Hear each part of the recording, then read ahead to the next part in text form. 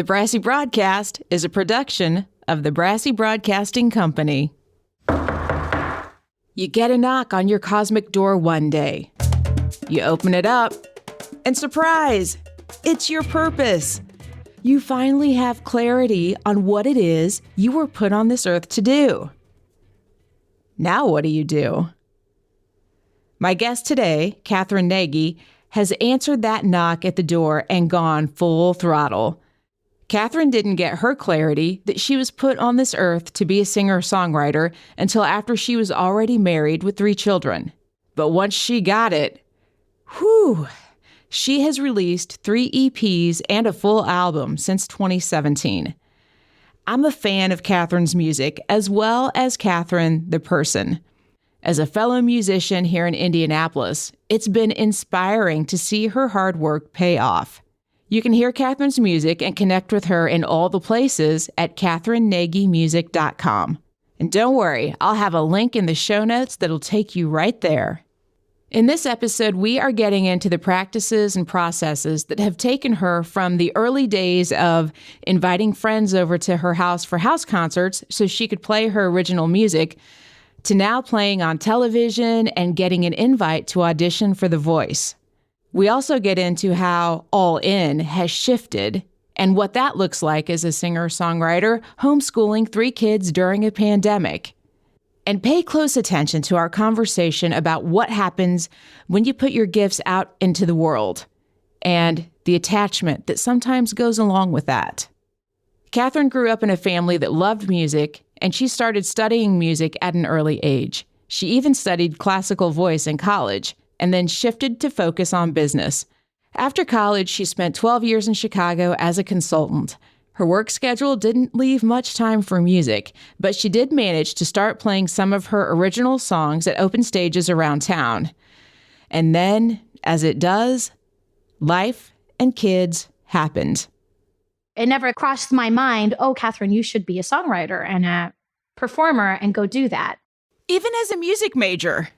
Yeah, I literally, I guess when I made the decision to be business, I kind of shut out the music.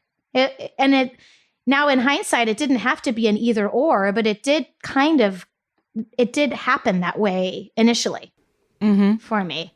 Fast forward, probably about 13, 14 years, my children were getting a little bit older and I was starting to introduce them to music and signing them up for their piano classes, and found myself sitting at the piano again and picking up my guitar again. And really, I had resigned from my job at this point as well. So I was kind of in a period of trying to figure out who I was, that identity of kind of lost a little bit of my identity through motherhood and just really trying to figure out what do I want to do, because I knew I wanted to do something, and really just found my way back to music that way.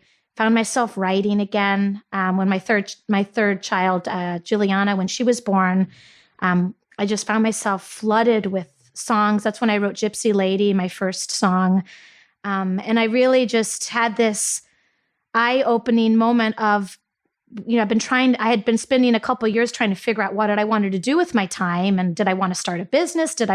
What did I want to do? And then I finally was like, oh my God, what I want to do is make music. That's what I want to do. Tell me about where you had this realization. Like, were you just sitting at the kitchen counter one day? Like, how did that come to you? Well, I think I kept writing. Like I kept writing songs. I kept writing melodies. They kept coming to me. It's like I couldn't shut them out. I was flooded with them. And writing them and expressing them and getting them out was so therapeutic. It made me so happy, or it made me feel pain. Whatever it made me feel, and it helped me cope and really go through that period of my life. And then I found myself, my mom is a huge, I wasn't raised with musicians. I was raised with parents who adore music. I mean, we grew up in a house listening to Chris Christopherson and Bruce Springsteen and Bob Dylan and Neil Young. And that's good parenting. So it was, and Celine Dion. I mean, it was everywhere. Like it was, my parents always had music playing.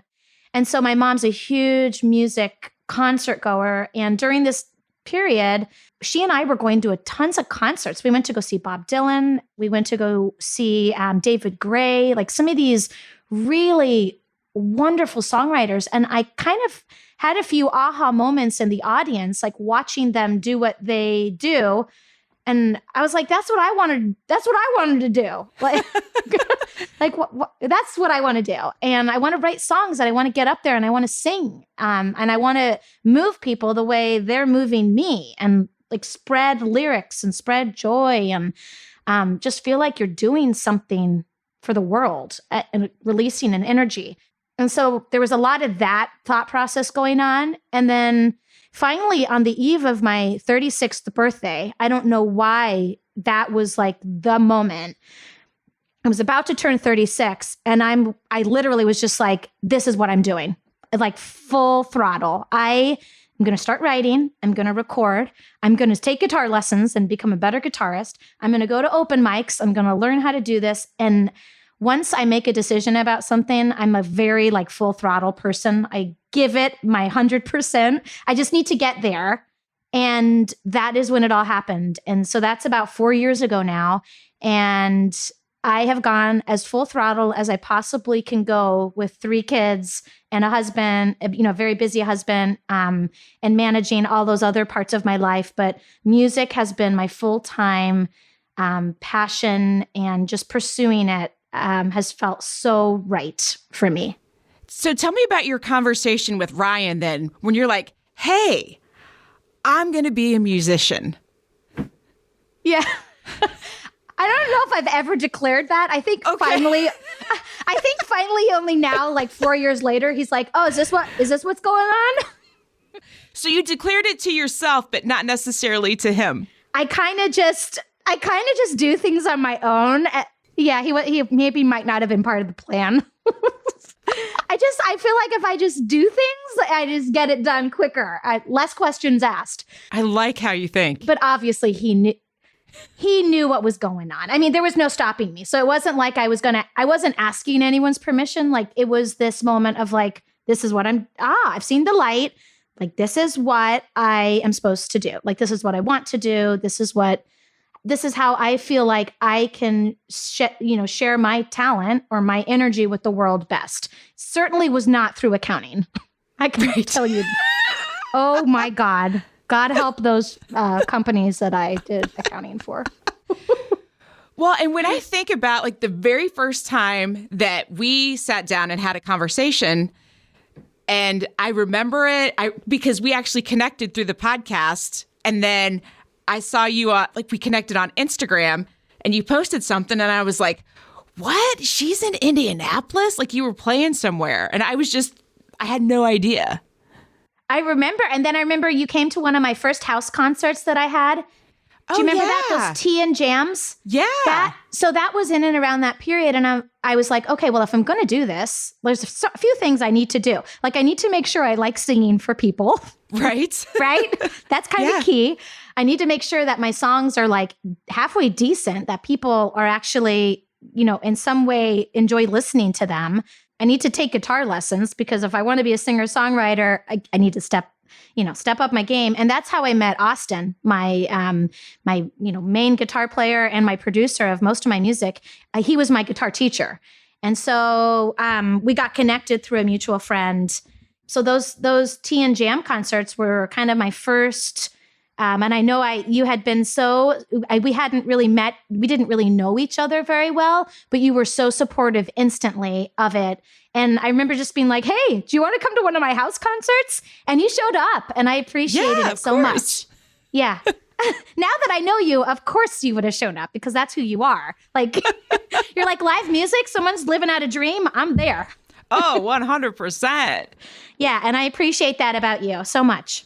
Thank you. What I thought too was really interesting is, when we sat down and had coffee, I don't even know if the record had come out yet, but you were like, I could tell you were already formulating the plan.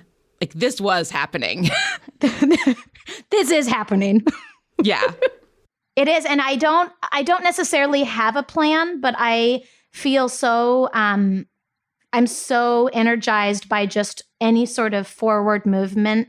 Like and I have no ambitions. Like I don't necessarily know where this will all go, but I just trust so much in it. Only good things have come from it so far. Like Right. I have met so many wonderful people. That boggles my mind sometimes that if 4 years ago I hadn't done this, I think about all of the people in my life now that are very important that I probably would have never met.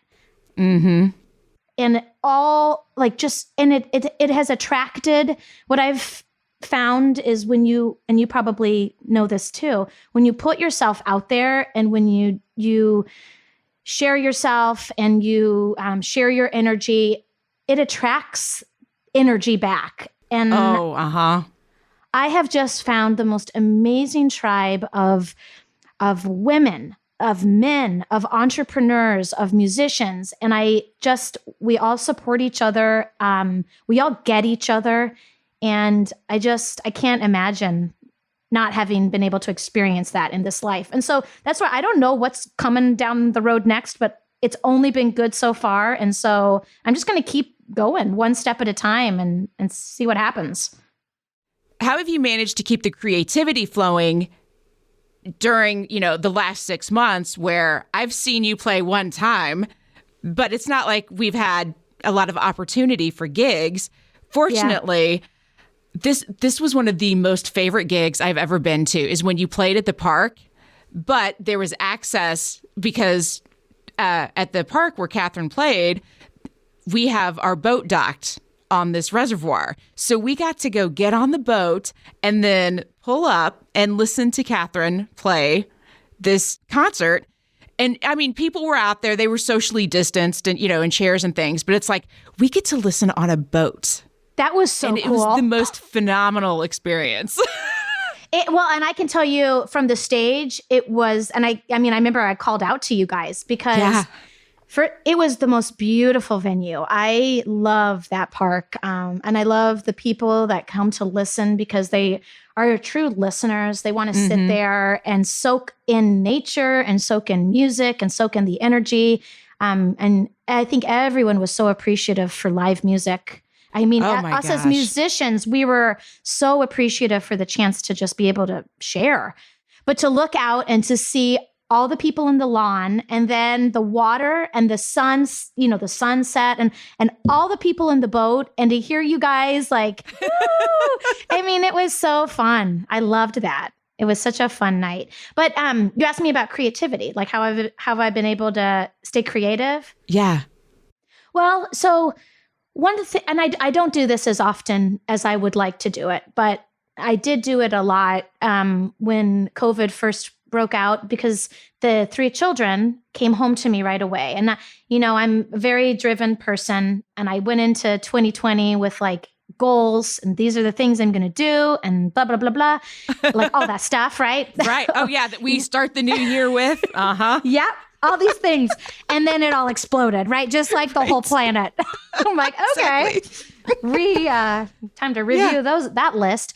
But that was okay. I had the 3 kids come home to me and all of a sudden I was e-learning, I was a homeschool teacher for the 3 of them and a counselor to the 3 of them and a counselor to myself and a counselor to my husband. And just like, it was just a very energy sucking time. I think for everyone, it's like, but I found myself again, because my music and my writing is my therapy. So it's a way that I process. I have a few things that I do to really process my life and that help me cope. And it's writing and walking and drinking a lot of tea. Like those, as long as you know me, you will always see me out walking, drinking tea and writing. And so the walking got taken away from me right away because I had 3 kids. I couldn't, leave them at home by themselves, my little 5-year-old. And it's not the same when you're walking with kids. I love going for walks with my kids, but it's a different experience. Right. It's not the therapeutic, silent solitude experience. And then the writing, obviously the music piece got cut away from me too, because it wasn't the priority. I did drink a lot of tea during that time. Oh, thank God tea's healthy for me. I could have been drinking other things. But exactly. I found is like after a couple weeks in, I'm like, okay, well, I've got to find a new way to figure this out. Cause obviously my old plan of having the hours when they're at school, like obviously that's gone. So I started waking up really early. I started setting my alarm clock and getting up early and doing what I've heard a lot of other artists and writers and introspects do is they journal in the morning. Yeah. And I had never really done that before, but I'd heard so many wise people talk about how they do it. So I started doing it, and I would get up and make my tea and come down to my writing room and spend, 45 minutes just, and it's not even like thoughtful writing. It's just like the throwing out of thoughts. Puke it out. Yeah. Not worry about grammar, not worry about sentence structure. It's more about like whatever came to my mind, I just threw it out there. And so I did that. And then I would, in the evening time after the kids went to bed, I would also spend time. That was more not as creative stuff. That was probably more administrative stuff that I would do in the evening time. But I also was I took a class in January. I signed up for a 6-month-long mentorship program out of Los Angeles. And it was, it was to learn about more about TV and movie licensing and sync placements. Oh, yeah. Tell me about that. So that was something that I had decided to do before COVID broke out. And it was an absolute gift to have that in my life these last 6 months. And it gave me structure. It gave me something to be accountable to. It gave me a support group of people that like across the globe. I have met these wonderful songwriters and producers and other musicians that we've formed this community that we went through COVID together. And we're there for each other's worst moments and best moments and frustrated moments and just this real bond. And I learned, I kind of signed up for the class initially kind of skeptically, like, what is, when something comes across your Instagram account as an advertisement, you're always like, what is this? Like, should I? Yeah. And I sat on it for a couple of weeks before I pulled the trigger and signed up for it. And I feel like it was just the biggest blessing to have that each day. And so it's really given me this huge expansion of the music industry and more about working to get your songs into TV shows, into movies, co-writing. I had never co-written before, and now I have done so many co-writes with other musicians, different styles. I won't release them under my artist profile because some of them are pop and some of them are sung by male, different people. But just to be part of the process has been so cool for me and motivating. Yeah. Tell me about your audition for The Voice. How did that come about? Oh my gosh, that was quite an experience. So that was, when was that? That was 2 years ago now, I believe. And I never, the reason I do my music is to write my own music and to sing my own original songs. That's been, and while I love performing other artists' songs because it's so fun, I always pick artists and covers that I love. It's not kind of... You have such a good select. I love your covers. Oh, thanks. I always love them. Thank you. And because I have fun. I genuinely love the songs that I cover. So it's fun. They're always kind of like bucket list songs of, I always wanted to sing that. So I'll sing that. Yeah. Yeah, but you know what's not fun? When you're sitting on your boat at the concert and then you start singing Traveling Soldier and you're like, oh my God, I hope I don't cry on the boat. That's such a good song.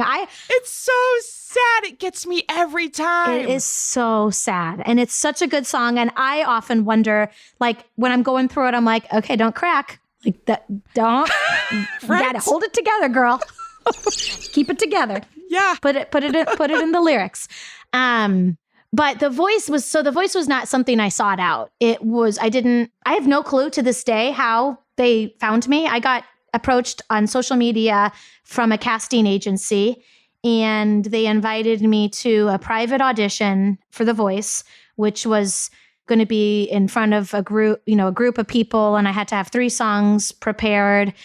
It was in Denver, Colorado. So that was going to be, something that I would have to travel to. And so initially I was like, oh gosh, like I'm not really interested in that. I don't ever envision myself on The Voice because I can't do my own original songs. And again, this journey has never been about big fame or TV, or that's not what it's been about for me. But then as I sat on it and I kept talking to my husband and I'm like, is this should I do this? And he's like, well, I like Colorado. We could go skiing. And I'm like, well, I guess we could. And then I mentioned it to a few friends, and one of my friends responded, well, I turned 40 that weekend. So, and I like skiing too. And so all of a sudden I had this group of friends, including my husband, that were like, yeah, let's go to Denver. Katherine, you do The Voice, and then we'll all go to the mountains and we'll go ski for a couple of nights.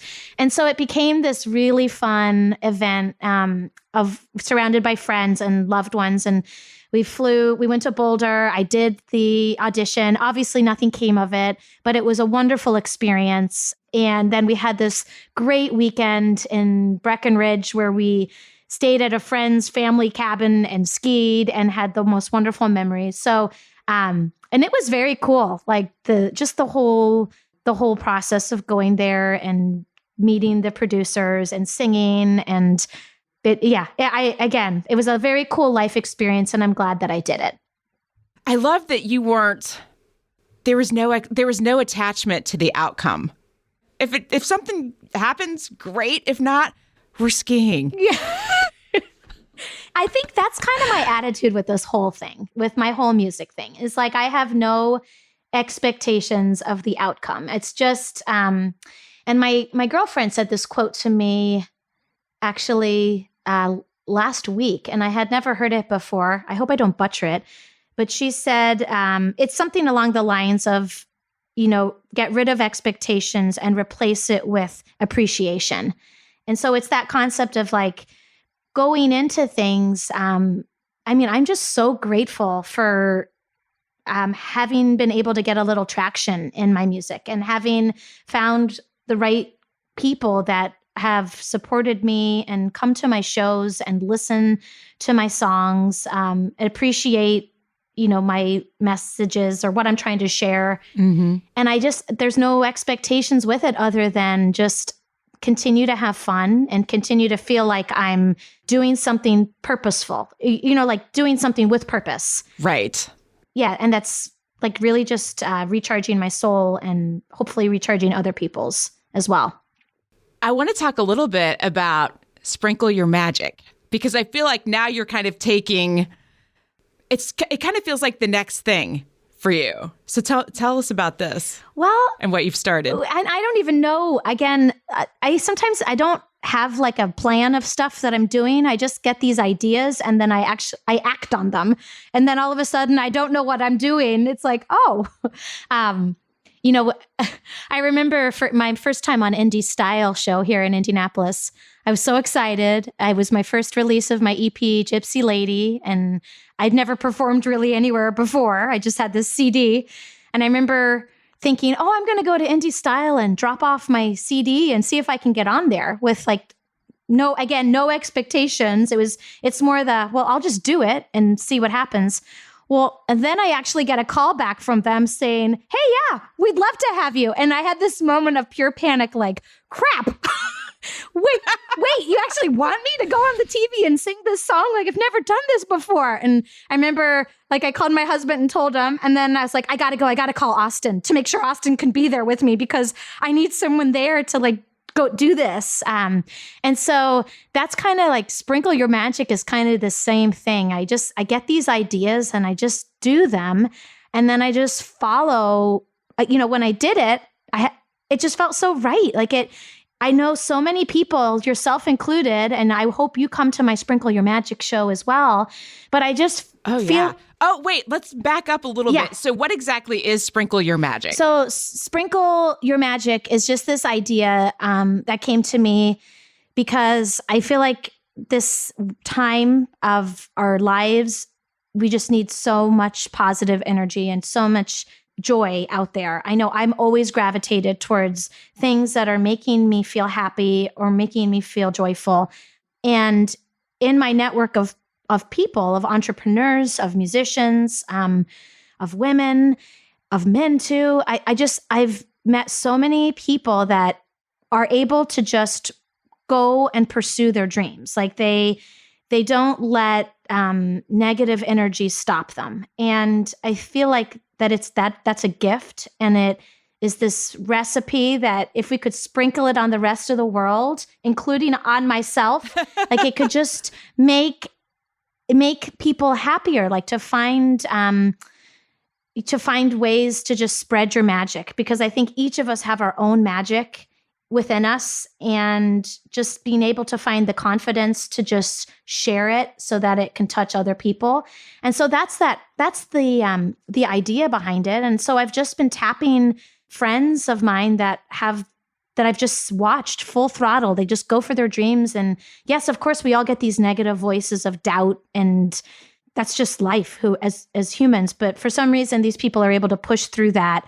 What do you do when that happens to you, when you get that negative voice? Well, I think I identify it is the first thing. And I know that it's not my usual, it's not part of me. It's like this external thing. And so I like literally push it away. I'm like, okay, you're not welcome here today. Bye. I love it. But sometimes that takes a few days to work up enough courage to push it away. So there's times I definitely fester and like, oh gosh, should I have shared that on social media, or should I be putting that lyric in my song? Or what if, all these doubts, things are, am I good enough? What if no one shows up to my show? All those things. Oh yeah.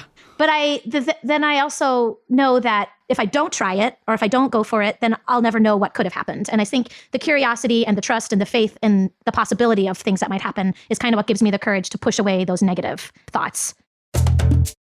And now you get why I'm such a fan of Katherine the person, in addition to her songwriting and singing. It did my soul good to get back and really listen to this conversation during editing, because I usually need to hear messages from the universe multiple times before they even start to sink in.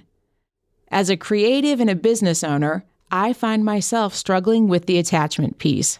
I want to put out podcasts out into the world that get big download numbers, because I want them to help lots of people on the same journey as me to living their why every single day. I want lots of views and long viewer retention time on my YouTube videos, because I work hard to make those. The magic lives in the work and the process. I know this. I just need to be reminded of it daily. If you need help with the process of getting your podcast out of your head and into the world, I'm here for you. Go to brassybroad.com and schedule a quick chat with me to see if we're a good fit to work together. You can also connect with me on Instagram for lots of dog pictures and musical and podcasting shenanigans. I'm hanging out there at Brassy Broad Jen. And if you're looking for podcasting tutorials, you can find bunches on my Brassy Broad Jen YouTube channel. Thanks for listening. Now get out into the world and do some good.